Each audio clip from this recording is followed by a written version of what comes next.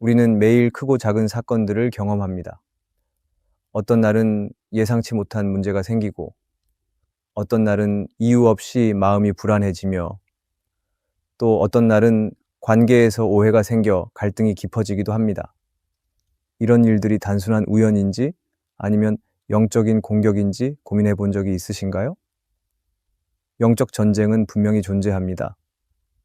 에베소서 6장에서 바울은 우리의 싸움은 혈과 육에 대한 것이 아니요 정사와 권세와 이 어두움의 세상 주관자들과 하늘에 있는 악한 영들에게 대함이라고 말합니다. 즉, 우리에게 일어나는 많은 일들이 단순한 물리적 사건이 아니라 보이지 않는 영적 싸움과 연결될 수 있다는 것입니다. 그러나 반대로 모든 사건을 다 영적 전쟁으로 해석하는 것도 위험할 수 있습니다. 예를 들어 지각을 해서 상사에게 혼이 났다면 그것이 영적 공격이라기보다는 나의 부주의 때문일 가능성이 큽니다. 자동차가 고장 났다고 해서 마귀의 공격이라 단정할 수는 없습니다. 그렇다면 우리는 어떻게 이 둘을 구분해야 할까요? 오늘 말씀에서는 영적 전쟁과 우연을 구분하는 기준을 살펴보고자 합니다. 오늘의 말씀을 통해 내가 겪는 일이 단순한 우연인지 아니면 영적 전쟁인지 분별하여 하나님의 지혜로 바르게 대처할 수 있기를 바랍니다. 어떤 일이 우리에게 닥쳤을 때 그것이 영적 전쟁인지 우연한 사건인지를 구분하는 첫 번째 기준은 그 일이 우리의 신앙을 약화시키고 영적 침체를 만드는가입니다. 영적 전쟁은 단순히 불편한 일이 일어나는 것이 아니라 그것이 우리의 믿음을 흔들고 하나님과 멀어지게 만드는 특징을 가지고 있습니다. 성경을 보면 엘리야 선지자가 등장합니다. 그는 갈멜산에서 바알 선지자 450명과 대결하며 하나님의 능력을 드러냈습니다. 그의 기도를 통해 하늘에서 불이 떨어졌고 이스라엘 백성들은 하나님께 돌아오는 놀라운 일이 일어났습니다. 하지만 이후 이세벨 왕비가 그를 죽이겠다고 위협하자 엘리야는 깊은 두려움과 절망에 빠져 광야로 도망쳤습니다. 결국 그는 여호와여 넉넉하오니 지금 내 생명을 거두시옵소서 라고 말하며 깊은 영적 침체 속에 빠져버립니다. 여기서 우리는 중요한 사실을 발견할 수 있습니다. 그것은 엘리야는 단순히 외부적인 어려움을 겪은 것이 아니라 그 일이 그의 영혼을 흔들고 하나님을 신뢰하는 마음을 약화시켰다는 것입니다. 그리고 이것은 영적 전쟁의 한 특징입니다. 마귀는 우리에게 단순한 어려움을 주는 것이 아니라 그 어려움을 통해 우리가 하나님을 의심하게 만들고 신앙을 포기하도록 유도합니다. C.S. 루이스의 스크루테이프의 편지에서도 비슷한 내용을 발견할 수 있습니다. 이 책은 상급 악마 스크루테이프가 조카인 워무드를 훈련시키며 한 신자의 신앙을 무너뜨리는 방법을 가르치는 편지 형식으로 쓰여 있습니다. 거기서 스크루테이프는 그가 기도하는 것을 막는 것보다 더 중요한 것은 그가 기도를 해도 아무런 응답이 없는 것처럼 느끼게 하는 것이다 라고 말합니다. 즉, 마귀는 우리의 신앙을 직접 공격하는 것이 아니라 우리가 점점 영적으로 무기력해지도록 만드는 방식으로 행동한다는 것입니다. 우리의 삶에서도 이런 일들은 빈번하게 일어납니다. 예를 들어 평소에는 기도와 말씀을 꾸준히 하던 사람이 어떤 문제를 겪고 난 후 점점 하나님과 멀어지는 경우가 있습니다. 처음에는 바쁘다는 이유로, 피곤하다는 이유로 기도를 쉬다가 점점 영적 침체에 빠지는 것입니다. 혹은 신앙적으로 열심을 내던 사람이 사람들에게 상처를 받거나 삶에서 계속 힘든 일들을 겪으면서 하나님이 정말 살아계신 걸까? 라고 의심하게 될 때가 있습니다. 이러한 경우라면 단순한 우연이 아니라 영적 전쟁을 의심해 보아야 합니다. 마귀는 우리가 육체적으로 힘든 것을 원하는 것이 아니라 우리의 믿음을 약하게 만들고 결국 하나님과의 관계를 끊어버리는 것을 목표로 합니다. 그럴 때 신앙이 흔들리는 사건이 발생했을 때 그것이 단순한 우연이 아니라 영적 전쟁의 한 부분일 가능성을 인식하고 즉시 하나님께 나아가는 것이 중요합니다. 우리는 기도를 멈추지 말고 말씀을 가까이 하며 영적 침체에 빠지지 않도록 깨어 있어야 합니다. 마귀는 우리가 조용히 신앙을 포기하기를 바라지만 하나님은 우리가 끝까지 믿음을 지키기를 원하십니다. 이때 중요한 것은 우리의 감정에 따라 반응하지 않는 것입니다. 영적 전쟁은 우리의 감정을 약화시키는 방식으로 다가옵니다. 믿음의 확신을 흔들고 하나님과의 관계를 멀어지게 만들며 기도할 힘조차 없도록 만듭니다. 하지만 성경을 보면 하나님의 사람들은 감정이 아니라 믿음으로 반응했습니다.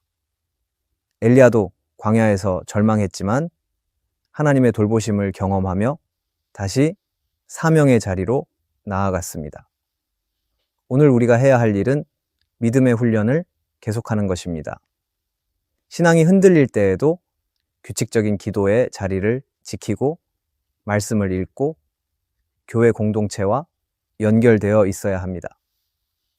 감정이 따라오지 않더라도 우리의 의지로 하나님께 나아가는 것이 중요합니다. 이 과정이 반복될수록 우리는 점점 더 강한 믿음을 갖게 되며 마귀의 공격에도 쉽게 무너지지 않는 영적 근력을 기르게 됩니다. 또한 우리는 신앙이 흔들리는 순간을 하나님의 도우심을 경험하는 기회로 삼아야 합니다. 하나님께서는 우리의 연약함을 아십니다. 그분은 우리가 완벽하기를 바라시는 것이 아니라 연약할 때에도 하나님을 찾기를 원하십니다. 그러므로 신앙이 흔들릴 때 내가 왜 이렇게 연약한가를 자책하기보다 이 순간 하나님께 더 나아가야겠다라고 결단해야 합니다. 하나님께서는 믿음으로 나아가는 자를 결코 외면하지 않으십니다. 혹시 지금 신앙이 흔들리고 계십니까? 기도할 힘이 없고 하나님과 멀어지는 것 같으십니까?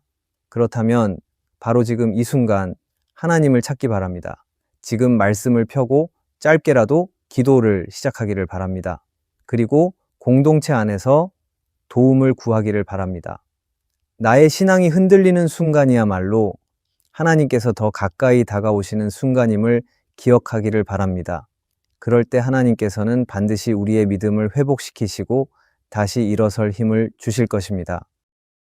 오늘 우리에게 일어나는 어떤 일이 단순한 우연인지 아니면 영적 전쟁의 일부인지 구분하는 두 번째 기준은 그 일이 반복적으로 일어나는가, 그리고 다른 사람들을 통해 같은 경고가 반복적으로 주어지는가입니다. 그리고 그 일이 언제 발생하는가도 매우 중요한 기준이 됩니다.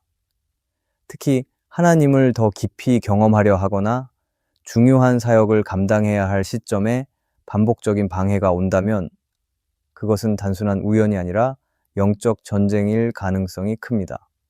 성경에서 이 원리를 잘 보여주는 대표적인 인물은 느헤미야입니다. 그는 바벨론 포로에서 돌아온 유대 백성들과 함께 예루살렘 성벽을 재건하려는 사명을 받았습니다. 하지만 그가 하나님의 일을 이루기 위해 나아갈 때마다 계속해서 반복적인 방해가 찾아왔습니다. 처음에는 산발랏과 도비야 같은 사람들이 조롱하고 비웃었습니다. 이후 성벽이 어느 정도 올라가자 더욱 강한 위협과 협박이 이어졌고 심지어는 느헤미야를 거짓 소문으로 공격하며 그의 명예를 실추시키려 했습니다. 마귀의 공격은 한 번으로 끝나는 것이 아니라 지속적으로 반복되면서 점점 강도가 높아지는 특징이 있습니다.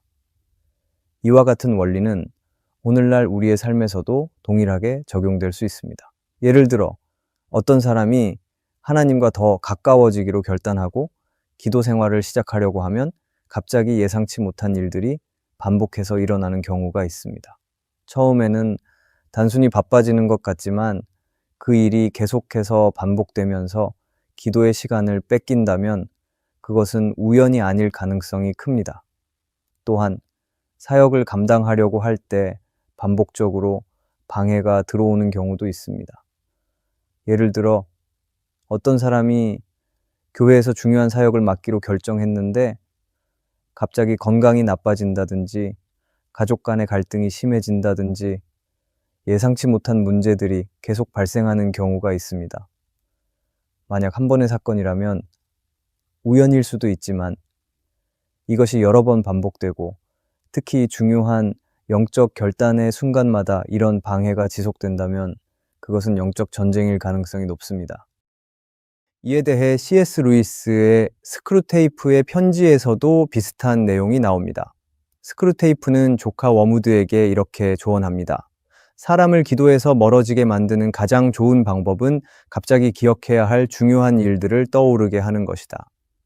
이 말은 성도가 하나님께 나아가려 할 때마다 계속해서 다른 생각이나 걱정거리를 집어넣어 기도를 방해하는 것이 마귀의 전략이라는 것입니다. 우리의 일상에서도 이런 방식의 영적 전쟁이 일어날 수 있습니다.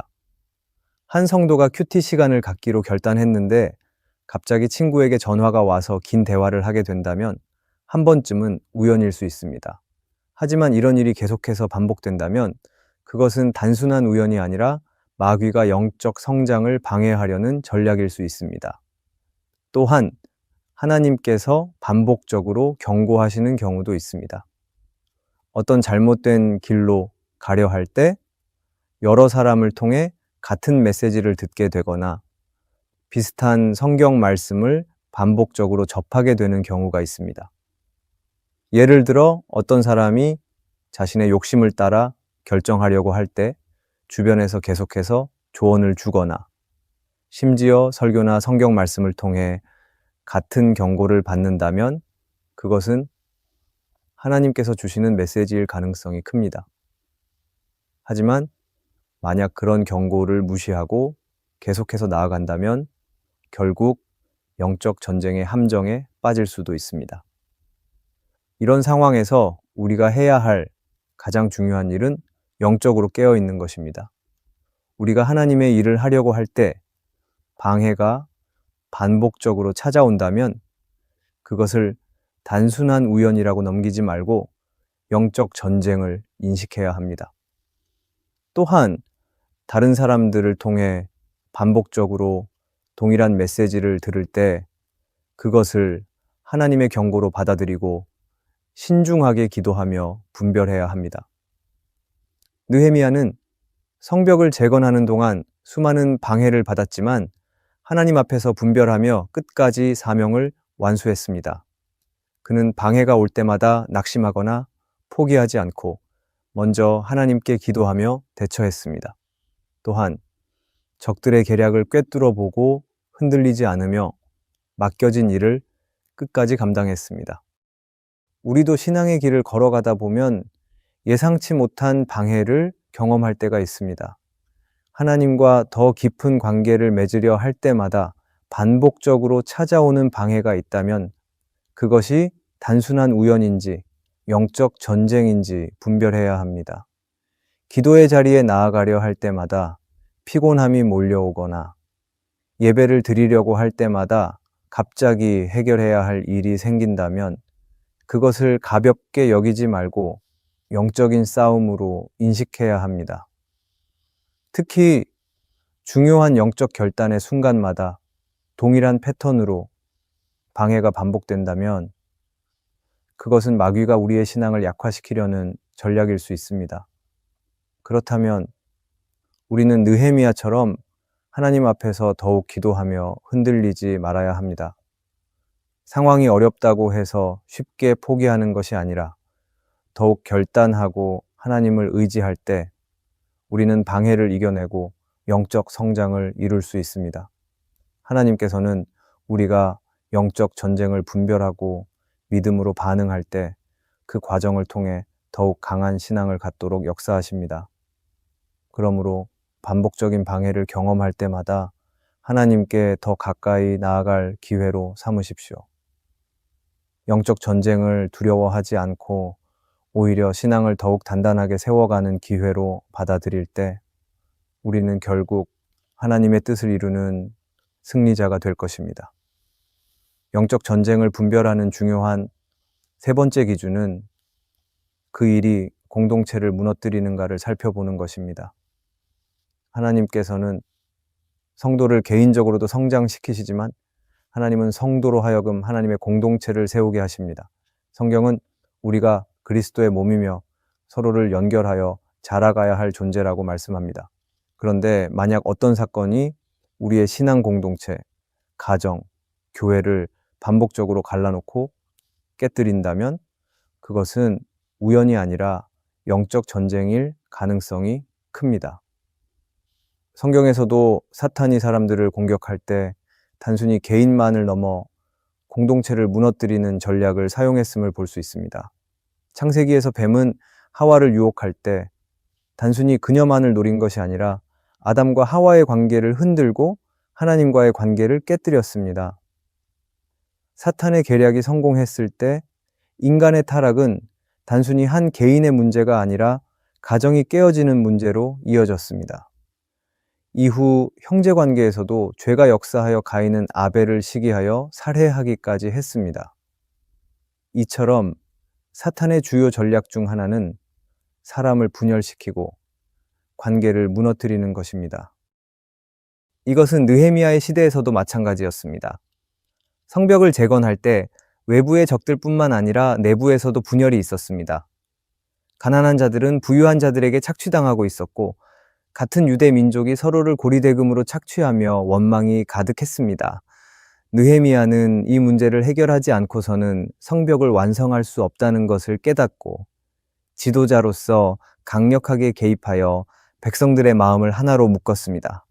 사탄은 성도들이 연합하여 하나님의 일을 이루지 못하도록 내부의 갈등을 부추깁니다. 오늘날 우리의 삶에서도 마찬가지입니다. 만약 어떤 일이 계속해서 가정의 관계를 깨뜨리고 있다면 우리는 그것이 단순한 오해나 실수가 아니라 영적 전쟁일 가능성을 생각해 보아야 합니다. 예를 들어 부부 사이에 작은 오해가 쌓여 점점 관계가 멀어지고 나중에는 서로 말도 하지 않는 상황이 온다면 단순한 성격 차이라고 넘기지 말아야 합니다. 부모와 자녀 사이의 관계에서도 사탄은 소통을 단절시키고 서로를 오해하게 만들어 가정 안에서 분열을 일으키려 합니다. 그리고 교회 공동체 안에서도 이러한 영적 전쟁은 일어납니다. 교회의 중요한 사역을 앞두고 성도들 사이에 갈등이 생기고 서로를 불신하는 일이 발생한다면 단순한 의견 차이가 아니라 마귀의 계략일 수 있습니다. 사탄은 성도들이 서로 사소한 일로 갈등하게 만들고 나는 옳고 저 사람은 틀렸다 라는 생각을 심어줌으로써 공동체를 약화시키려 합니다. 그럴 때 우리는 이러한 영적 전쟁을 인식하고 대처해야 합니다.